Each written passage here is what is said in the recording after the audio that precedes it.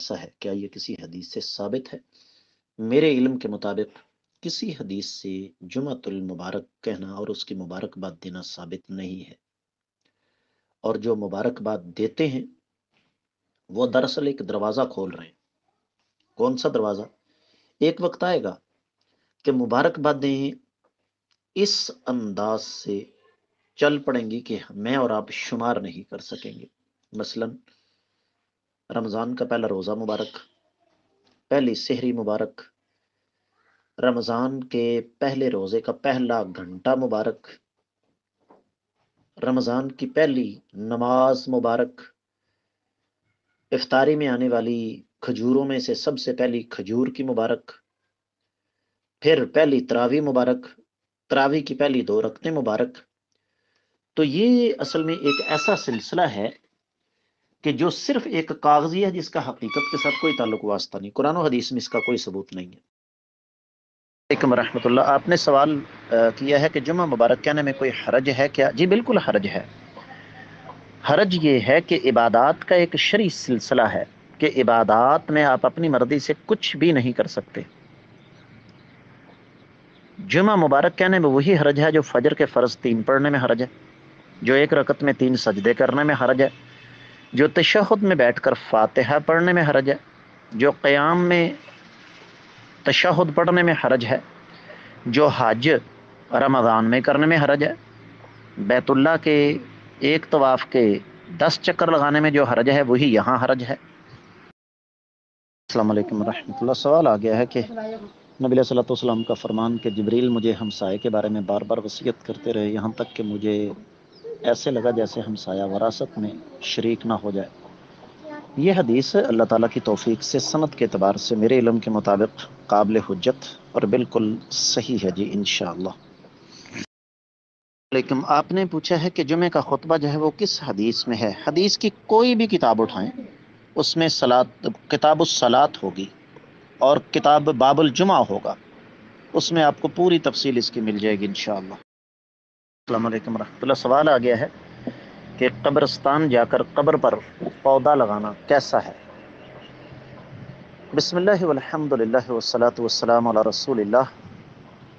गुजारिश ये है, ये कहना कि नबी करीम सल्लल्लाहु अलैहि वसल्लम ने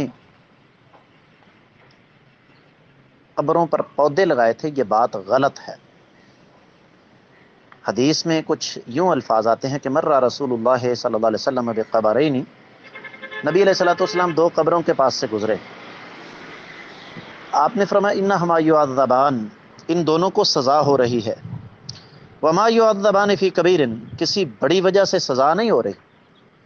अम्मा अहदुहुमा फ़कान ला यस्ततिर मिनल बौल, उनमें से एक आदमी पेशाब के छींटों से नहीं बचता था। वसानिहिमा कान यमशी बिन नमीमत, और दूसरा चुगलियां किया करता था। फिर अल्लाह के नबी सल्लल्लाहु अलैहि वसल्लम ने 2 छड़ियां लीं, पौधे नहीं, छड़ियां लीं, बल्कि 2 नहीं, एक छड़ी ली और हदीस के लफ्ज़ हैं फशक्क़हा निस्फ़ैन, आपने उसको दरमियान से चीरा, काटा नहीं, चीरा दरमियान से। और फिर उनको, उसके जो 2 हिस्से थे वो एक एक हिस्सा एक एक कब्र पर आपने गाड़ दिया और फरमाया जब तक ये खुश्क नहीं होती, शायद हदीस के लफ्ज़ हैं लअल्लल्लाह अन युख़फ़्फ़िफ़ अन्हुमा मा लम यबसा, जब तक ये छड़ियाँ खुश्क नहीं होती शायद अल्लाह ताला इनके अज़ाब में तख़फ़ीफ़ या कमी कर दें। अब इस हदीस को बुनियाद बना के लोगों ने अपनी तरफ से मसाइल बना लिए, जबकि हकीकत ये है कि इस हदीस से ये छड़ियाँ गाड़ने का, पौधे लगाने का इस्तदलाल हो ही नहीं सकता।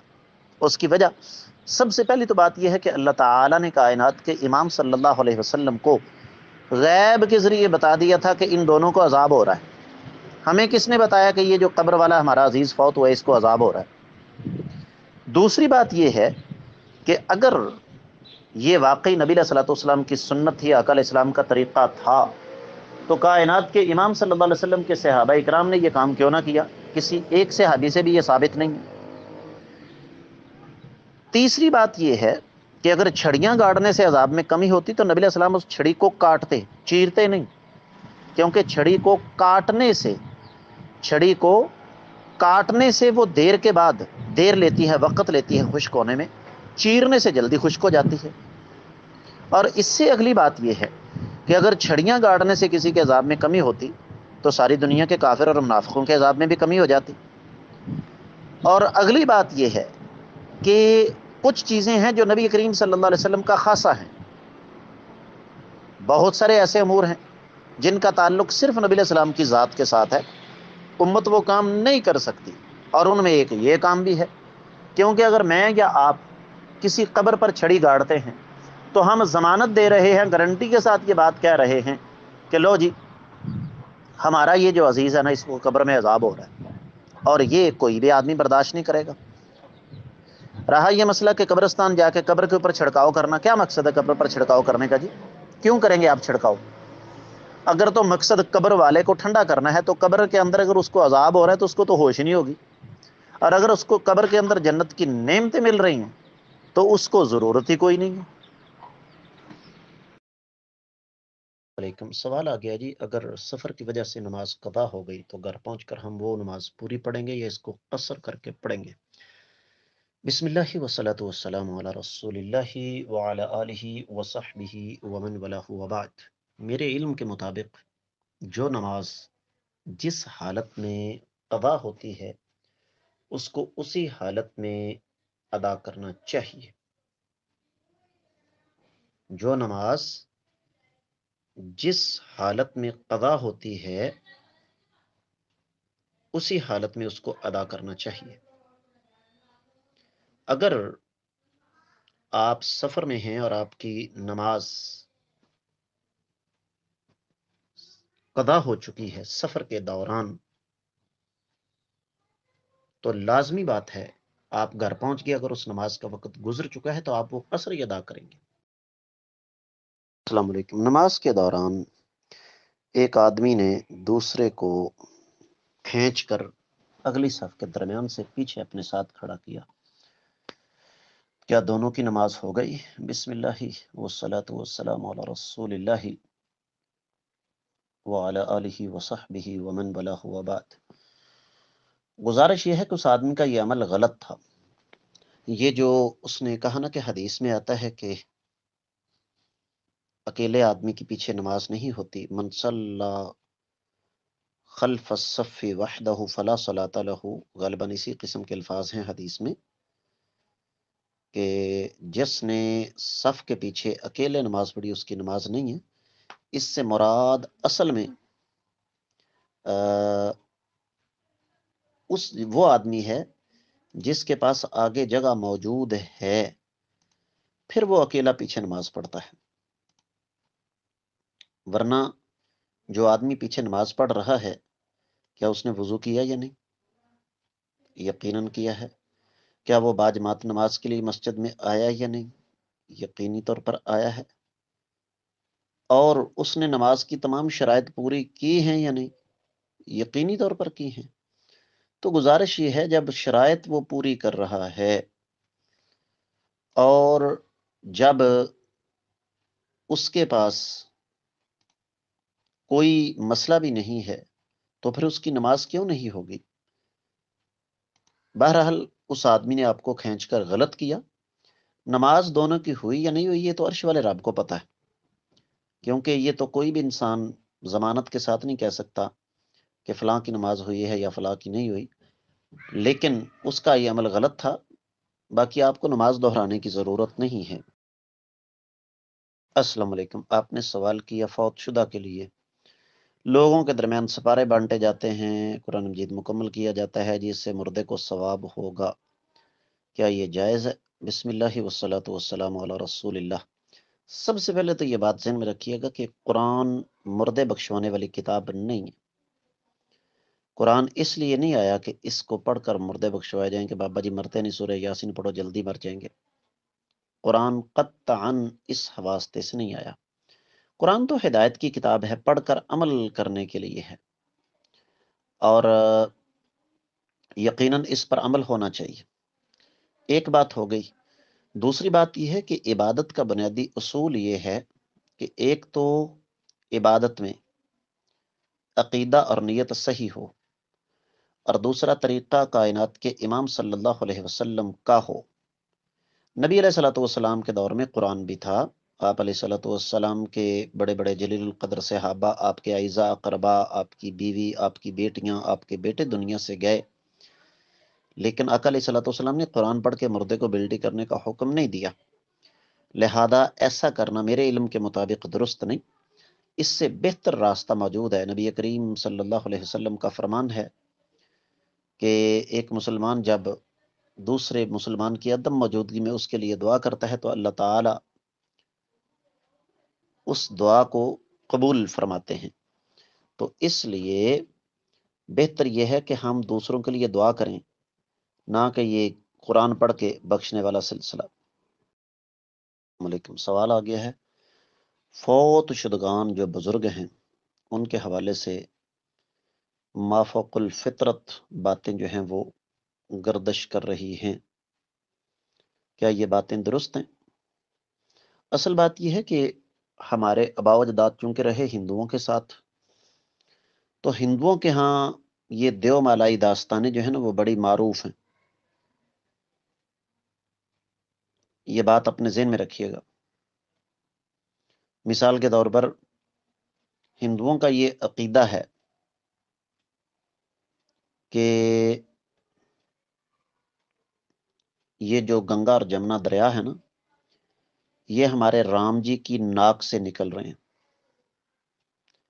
یہ میں نے صرف آپ کو ایک بات بتائی، ورنہ اس طرح کی ہزاروں داستانیں معروف ہیں۔ تو ان کی دیکھا دیکھی مسلمانوں نے بھی پھر ایسی داستانیں چھیڑ دی۔ مثلا مسلمانوں نے یہ کہا یہ جو ہمالیہ پہاڑ ہے نا، یہ دراصل ہمارے ایک بزرگوں نے استنجا کر کے ڈیلا پھینکا ہوا ہے۔ تو یہ جو ہے نا کہ جناب بزرگوں نے 11 سال کے بعد ڈوبی ہوئی بارات جو ہے وہ نکال لی دریا سے، یا اور اس قسم کی داستانیں، ان کا کوئی سر پاؤں نہیں ہے، ان کی کوئی اساس اور بنیاد نہیں۔ بلکہ اس مناسبت سے میں آپ کو بتاتا ہوں کہ مولوی صاحب جمعے میں یہی داستان بیان کر رہے تھے تو ایک نوجوان کھڑا ہو گیا، اس نے کہا مولانا معافی چاہوں گا، آپ نے یہ داستان ادھوری سنائی ہے، بات مکمل کیجیے۔ کہنے لگے کیا مطلب؟ کہنے لگے وہ جو بارات تھی نا جو بزرگوں نے ڈوبی ہوئی نکال دی تھی، تو وہ لڑکا بارات لے کر جب لڑکی والوں کے گھر گیا تو لڑکی کی تو شادی ہو چکی تھی، 11 سال تک کون انتظار کرتا ہے؟